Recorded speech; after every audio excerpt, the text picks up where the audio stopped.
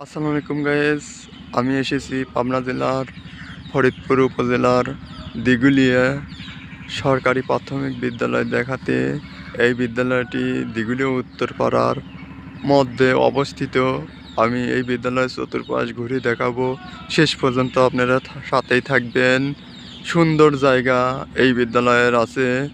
আপনাদের আমি জানাচ্ছি বিজয় মিয়া আইডি থেকে আপনাদের দেখানো হবে।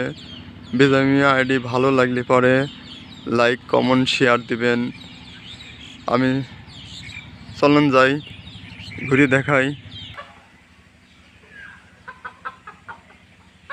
বিদ্যালয়ের পিছনের সাইড আপনাদের দেখানো হচ্ছে।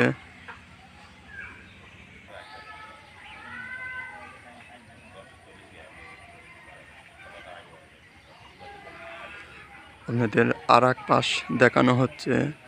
ভালো থাকবেন, সুন্দর থাকবেন এই বলে শেষ করছি।